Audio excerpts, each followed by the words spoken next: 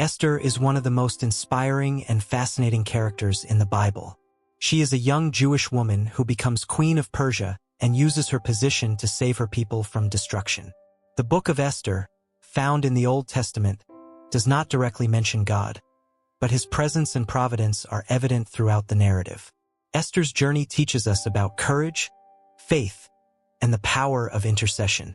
The story of this incredible queen takes place during the reign of King Xerxes, also known as Ahasuerus of Persia, in the 5th century BC. This period was marked by great territorial expansions and significant military conflicts, such as the Greco-Persian Wars. Xerxes is best known in secular history for his attempt to conquer Greece, which culminated in the famous Battle of Thermopylae and the subsequent naval defeat at Salamis. The Persian Empire under Xerxes was vast and multicultural, stretching from India to Ethiopia. Esther 1 verse 1. Ruling such a vast territory required efficient and often brutal administration. Xerxes inherited this vast empire from his father, Darius I, and faced the challenge of maintaining order and cohesion among the diverse peoples and cultures under his rule. The biblical narrative begins with a grand feast hosted by Xerxes that lasted 180 days and showcased the wealth and glory of the empire. Esther 1 verse 4. At the end of this period, Xerxes held a 7-day banquet for all the people in Susa, the capital. During this banquet, in an attempt to showcase his wife's beauty, the king ordered Queen Vashti to appear before the guests wearing her royal crown. However, Vashti refused to obey the king's order, an action that not only challenged Xerxes' authority but also threatened the patriarchal order of Persian society. Esther 1 verses 10 to 12. Vashti's refusal caused great turmoil in the palace and among the nobles of the kingdom. Fearing that Vashti's example of disobedience might encourage other women to disobey their husbands, Xerxes' advisors suggested that she be deposed and a new queen chosen. Esther 1 verses 16 to 22. After Vashti was deposed, Xerxes began searching for a new queen. The most beautiful young women were brought to the king's harem in Susa. Among these young women was Esther, an orphan raised by her cousin Mordecai, who was a Jew from the tribe of Benjamin. Esther 2 verses 5 to 7. Esther did not reveal her Jewish ancestry, as Mordecai advised, and she quickly gained favor with all who knew her, including Haggai, the keeper of the king's harem. Esther 2 verses 8 to 9. After a year of preparation, Esther was brought before King Xerxes, who loved her more than all the other women and crowned her queen in place of Vashti. Esther 2 verse 17.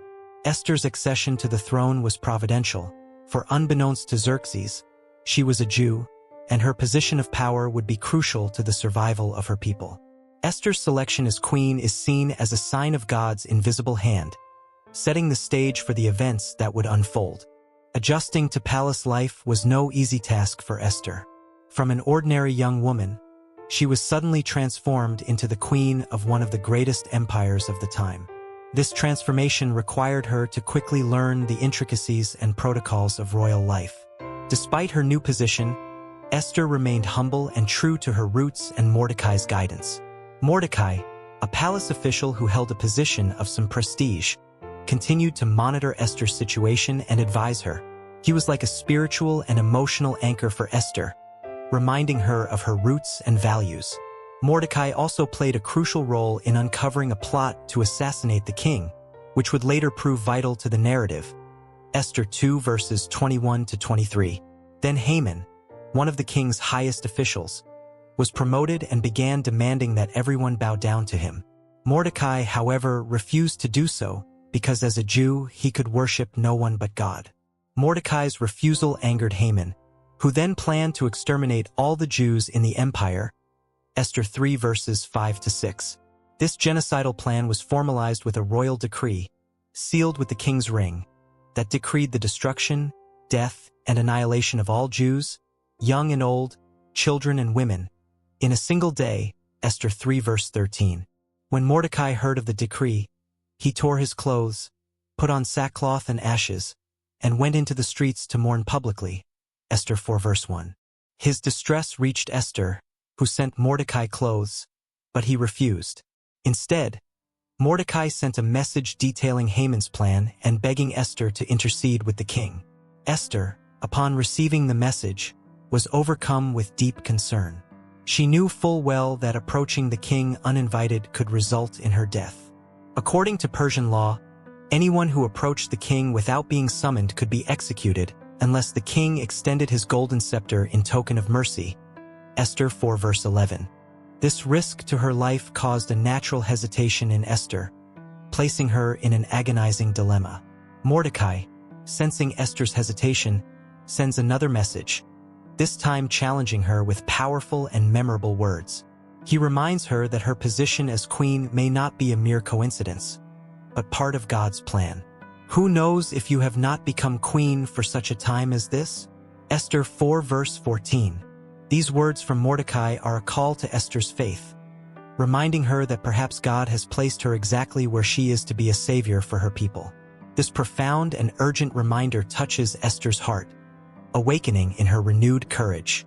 She realizes that her privileged position is not just for her personal benefit, but for the fulfillment of a greater purpose. With a firm determination, Esther decides to risk her life to save the Jews.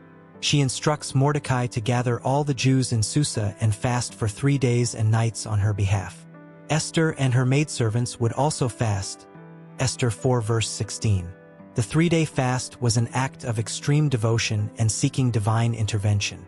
Esther knew that the task before her was too great to be accomplished by human strength alone.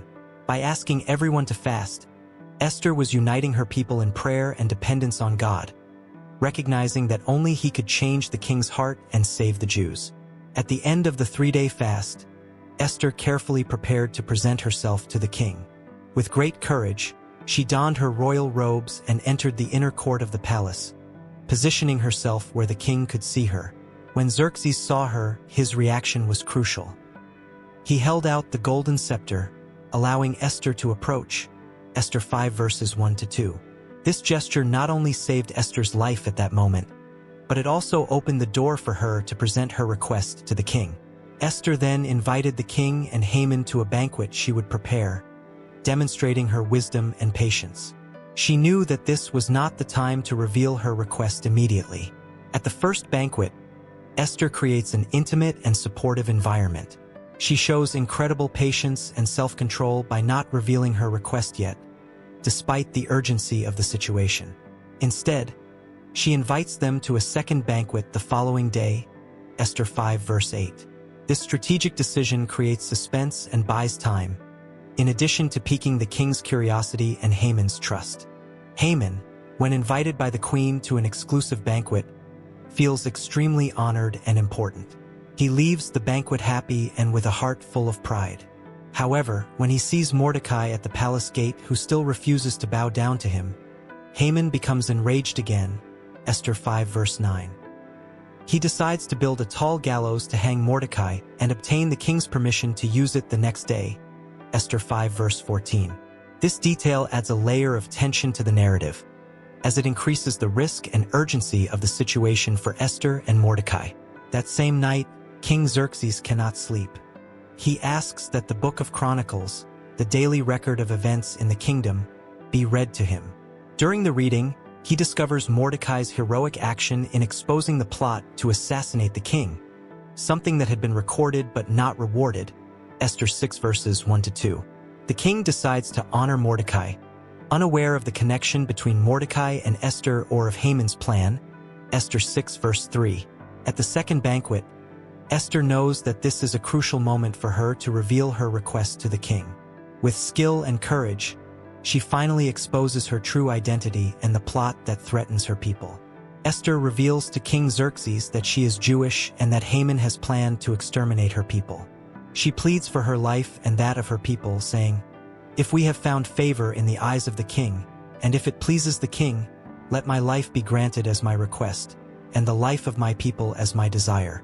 For I and my people have been sold to destruction, death, and annihilation. If we had been sold as male and female slaves, I would have kept silent, for this affliction would not justify disturbing the king." Esther 7 verses 3-4. King Xerxes, upon hearing these words, is furious and asks who would dare do such a thing. Esther firmly and clearly points to Haman and says, Your adversary and enemy is this wicked Haman.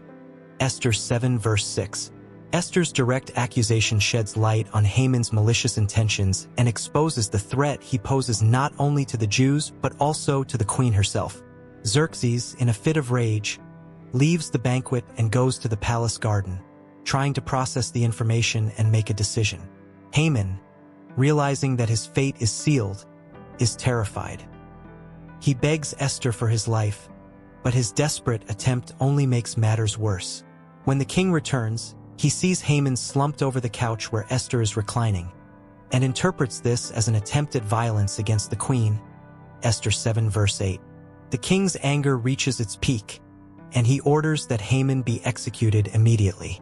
Harbona, one of the king's eunuchs, informs Xerxes about the 50-cubit-high gallows that Haman has prepared for Mordecai. The king, in an act of divine justice, orders Haman to be hanged on the same gallows that he had prepared for Mordecai. Esther 7 verses 9 to 10. Haman's execution on the gallows that he himself had prepared symbolizes divine retribution and the prevalence of justice. Despite Haman's downfall, the royal decree to exterminate the Jews was still in effect. Esther and Mordecai work together to reverse the situation. The king issues a new decree allowing the Jews to defend themselves against their enemies. Esther 8 verse 11. As a result, the Jews prevail and celebrate a great victory, establishing the festival of Purim in commemoration. Esther 9 verses 20 to 22. Although the book of Esther does not directly mention God, his providence is evident throughout the story. Esther's position as queen, the timing of her actions, and the turn of events show that God was working behind the scenes to protect his people. Esther reminds us that God can use any of us, in any situation, to accomplish his purposes. The story of Esther offers valuable lessons about courage, faith, and intercession that are relevant for every age. Esther, a young Jewish woman, risked everything to save her people, demonstrating that true leadership requires sacrifice and bravery. Her willingness to put herself in harm's way for others is a powerful reminder that we must be ready to act courageously when necessary, regardless of the personal risks. Courage. Esther shows us that courage is not the absence of fear, but the ability to act in spite of it. When Mordecai asked her to intercede with the king, Esther hesitated, knowing that approaching the king uninvited could result in her death. Esther 4 verse 11. Yet, driven by the need to protect her people and the knowledge that she might be in that position for such a moment, Esther 4 verse 14, she decided to act. Her courage inspires us to face our own fears and take bold action to stand up for what is right. Faith. Esther's faith is another crucial aspect of her story. Although God is not directly mentioned in the book of Esther, the narrative is permeated with his presence and providence. Esther and Mordecai demonstrate an implicit faith that God is working behind the scenes, guiding events for the good of his people. By calling the Jews to fast for 3 days before approaching the king, Esther 4 verse 16, Esther trusts that God will hear her prayers and intervene. Her faith encourages us to trust that even when God seems absent, he is actively involved in our lives and working for our good. Intercession. Esther's intercession on behalf of her people is a powerful example of how one individual can make a difference. She not only risked her life to approach the king, but she also prepared herself spiritually by fasting and praying. Esther teaches us the importance of interceding for others in prayer, especially in times of crisis. Her story reminds us that our prayers and actions can have a significant impact and that we must be willing to intercede for those in need. Divine providence. The story of Esther illustrates God's providence in a clear and compelling way. Despite Haman's attempts to destroy the Jews, God was in control, using Esther and Mordecai to thwart his plans and save his people. This story reinforces the truth that God can use anyone, in any situation, to accomplish his purposes. Even in times of great difficulty and danger, we can trust that God is in control and will work all things together for good for those who love him. Romans 8 verse 28. Inspiring example.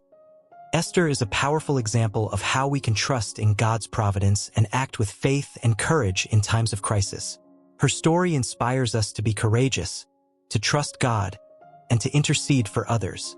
She reminds us that no matter the circumstances, God can use our lives to accomplish great things. May we be inspired by her courage and faith to face our own challenges with determination and trust in God. Leadership and sacrifice. Esther exemplifies that true leadership involves sacrificing for others. She did not use her position as queen for her own benefit, but risked her life to save her people.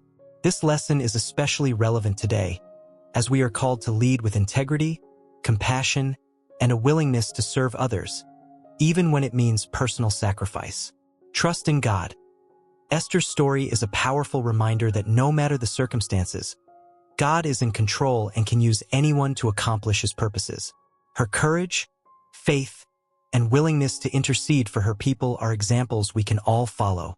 In times of crisis and uncertainty, we can find inspiration in Esther to act with faith and trust in God, knowing that he is always present and working for our good. May we be inspired by Esther's story to face our own challenges with determination and trust in God, knowing that he is in control and can use each of us to accomplish his great purposes.